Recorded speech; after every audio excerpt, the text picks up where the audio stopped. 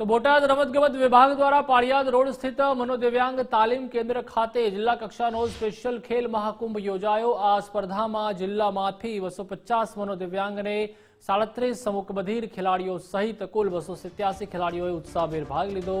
સરકારના રમતગમત વિભાગ હેઠળ યોજાયેલા આ ખેલ મહાકુંભમાં ખેલાડીઓએ વિવિધ રમતોમાં પોતાની પ્રતિભા દર્શાવી હતી। મનોદિવ્યાંગ ખેલાડીઓએ 100 મીટર, 200 મીટર, 400 મીટર, 800 મીટર તેમજ લાંબી કૂદ, ગોળા ફેંક જેવી રમતોમાં ભાગ લીધો હતો। આ વર્ષની વિશેષતાઓ એ રહી છે કે પ્રથમ વખત સાયકલિંગ સ્પર્ધાનો પણ સમાવેશ કરવામાં આવ્યો હતો।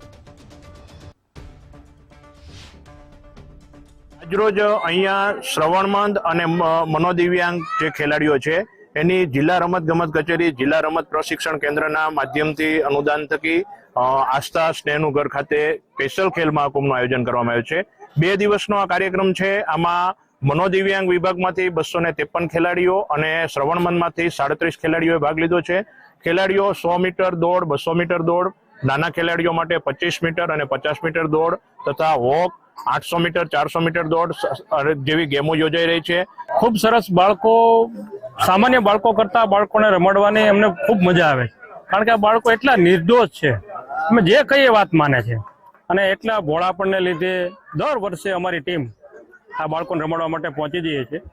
એમાં સંસ્થાના અમારા ખજાનચી ભરતભાઈ ઉપાધ્યાય અને પ્રમુખ ભીમાણી સાહેબ ખૂબ સાથ સહકાર આપે છે।